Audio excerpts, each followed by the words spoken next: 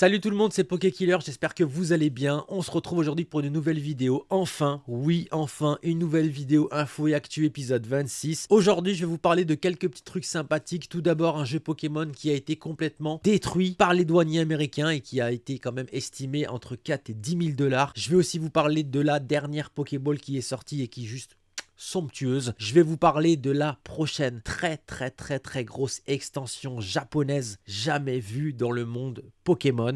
Je vais aussi vous parler du retour de Kadabra. Oui, Kadabra va être de retour, ce Pokémon que nous n'avions plus vu depuis 2002 sur nos cartes Pokémon. Je vais aussi vous parler de la fin de quelque chose dans Pokémon. Bref, je fais la transition, je vous explique tout. Let's go! Allez, tout d'abord les amis, j'aimerais vous raconter cette histoire qui s'est passée là il y a quelques semaines. Un Américain a envoyé chez la société Wata. Wata est une société qui grade en fait les jeux vidéo. On peut grader nos cartes Pokémon, mais aussi on peut grader nos jeux vidéo. Et du coup, Wata est une société qui grade les jeux vidéo. Cet Américain a envoyé un des jeux de son enfance, Pokémon Jaune, qui était en très bon état. Il l'a envoyé faire grader. La société Wata a renvoyé du coup le jeu gradé à cet Américain qui a eu quand même la note de 9,2 sur 10. Donc pour vous dire que le jeu était quand même en très bon état. Malheureusement, quand le jeu est revenu, il est arrivé au niveau des douanes et les douaniers ont voulu ouvrir le colis pour inspecter le colis. Le problème, c'est qu'ils ont voulu vérifier ce qu'il y avait à l'intérieur de la boîte. Donc, ils ont tout simplement cassé le boîtier que vous pouvez voir devant vous, donc qui à la base ne s'ouvre pas. Donc, ils ont complètement défoncé le boîtier de gradation. Et au lieu d'ouvrir gentiment la boîte, d'enlever le blister et d'ouvrir gentiment la boîte, ils ont carrément découpé la boîte au ciseau. Donc, ils ont littéralement défoncé le jeu qui avait une estimation d'une valeur entre 4 et 10 000 €. Du coup, la société de gradation a contacté le client pour lui dire les méfaits de ce qui venait de se passer. Je peux vous dire que cet Américain était hors de lui, surtout qu'apparemment c'était un collectionneur depuis longue date qui avait commencé par collectionner du Neo Genesis, du NES, du SNES, du Sega, du Master System. Bref, c'était un très gros collectionneur qui a voulu en fait rétrécir sa collection et se contenter à garder que des grosses pièces pour sa collection, dont son jeu d'enfance Pokémon Yellow. Et je peux vous dire que il est un petit peu dégoûté et je serais aussi dégoûté à sa place. Il a essayé de faire un recours. Malheureusement, il est passé par UPS et il n'avait pas pris d'assurance à ce moment-là.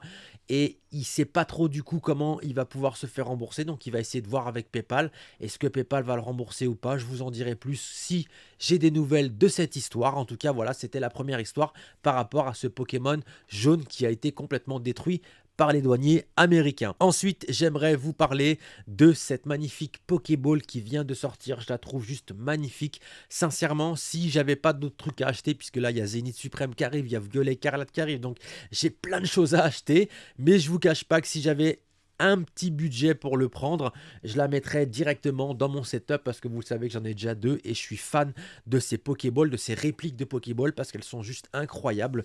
Elles sont lourdes, en plus elles font de la lumière, c'est tactile devant où il y a l'espèce de petite étiquette là. En fait ici c'est tactile, donc quand vous touchez avec votre doigt, toute la lumière de la base en fait change. Vous pouvez carrément changer la couleur et vous pouvez poser la Pokéball sur cette petite, sur ce petit truc rond là, voilà, tout simplement. Donc c'était la deuxième information. Ensuite, j'aimerais vous parler de cette grosse information de cette vidéo info et actu épisode 26. En juin 2023 devrait arriver l'une des plus grosses extensions Pokémon jamais sorties dans le monde du Pokémon. Il va y avoir normalement les 151 Pokémon de base réunis sur cette extension japonaise. Je peux pas vous en dire plus, j'ai pas plus de nouvelles, j'ai pas plus d'infos, mais en tout cas, au mois de juin devrait sortir cette grosse extension japonaise réunissant les 151 Pokémon de base et il y aurait même le petit Alakazam. Donc je vous donnerai plus d'informations quand j'en saurai plus, mais en tout cas, préparez-vous et préparez votre porte-monnaie pour le mois de juin parce que cette extension, je pense, devrait être l'une des plus belles extensions jamais sorties. Ensuite, j'aimerais vous parler de ce monsieur Uri Geller. Uri Geller, en fait, est un Américain qui prétendait avoir un pouvoir. Il prétendait pouvoir tordre des cuillères juste en les frottant. Voilà, en faisant du frottement sur les cuillères, il prétendait pouvoir les tordre. Et en fait, quand Kadabra est sorti, ce monsieur s'est senti usurpé. Il a pensé qu'en fait Pokémon avait usurpé son identité. En japonais, le Pokémon s'appelait Jungerer et lui s'appelle Uri Geller. Donc il a pensé que son image était usurpée, que son personnage était usurpé, qu'on avait pris son personnage pour le transformer en Kadabra. Et ce qui s'est passé, c'est que cette personne en fait a attaqué tout simplement Pokémon. Et il réclamait plusieurs millions. Si je dis pas de bêtises, il me semble qu'il demandait 70 ou 80 millions de dollars par rapport à son droit d'image.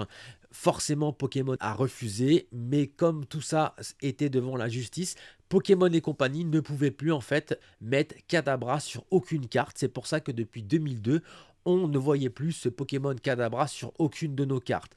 Du coup, ce qui s'est passé il y a quelques mois, monsieur Uri Geller a décidé de mettre fin à son attaque en justice par rapport à Pokémon et compagnie, puisqu'en fait ce qui s'est passé, c'est que cette personne a vieilli et tout simplement il a vu ses petites filles jouer avec nos cartes Pokémon, et en voyant ces petites filles jouer avec nos cartes Pokémon, monsieur Uri Geller a décidé de stopper fin à ses attaques en justice par rapport à Kadabra.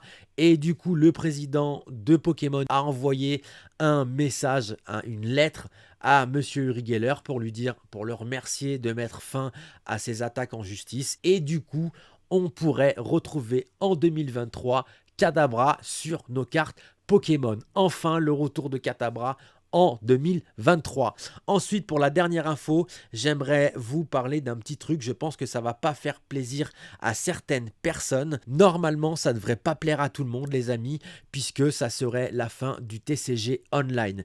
Grave nouvelle pour les amateurs du TCG Online, le site officiel vient d'annoncer que Zenith Supreme serait la dernière série ajoutée à l'application Pokémon Trading Card Game Online. À cette occasion, l'application passera au stade maintenance. Donc si une application passe au stade maintenance, les gars, ça veut dire qu'il n'y aura plus de mise à jour, il n'y aura plus rien, et du coup, l'application restera en stand-by.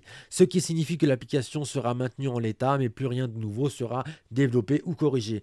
La série Écarlate et Violet qui sort fin mars ne sera disponible que sur l'application Pokémon Trading Card Game Live PTCGL, qui va forcer les joueurs qui veulent tester leur futur format standard à migrer vers PTCGL, et ce malgré de nombreux bugs connus sur cette application qui ne mérite pas le nom de bêta. Donc c'est un petit peu la fin du TCG Online. Moi personnellement, je ne jouais pas au TCG Online, donc ça ne me regarde pas particulièrement, mais je sais que beaucoup d'entre vous et surtout les petits jeunes aimaient bien récupérer un petit peu les cartes à code de tout le monde, des youtubeurs et d'eux-mêmes, et pouvoir les rentrer sur TCG Online et récupérer quelques Pokémon. Il y a plein de gens qui m'en ont dit du bien. Souvent on m'a dit de me mettre à ce truc là. C'est vrai que j'ai jamais pris le temps de me mettre à ce truc là. Si certains d'entre vous sont impactés, je suis désolé pour vous les loulous, c'est la fin du TCG Online. Donc voilà les amis, j'espère que cette petite vidéo info et actu vous aura plu. Comme d'habitude, n'hésitez pas à vous abonner, à liker et à commenter. J'espère que ça vous aura fait plaisir, cette nouvelle incroyable de la prochaine extension japonaise avec les 151 Pokémon de base. Je suis pressé de voir tout ça, je ne vous cache pas que je suis quand même assez pressé. Ça s'annonce quand même être une bonne année 2023 dans Pokémon. Je pense qu'il va y avoir quand même de gros bangers qui devraient arriver cette année-là. En tout cas, je suis très content. N'oubliez pas les amis de rester toujours fan de ce que vous avez au fond du cœur. C'était PokéKiller, je vous dis à bientôt. Ciao ciao.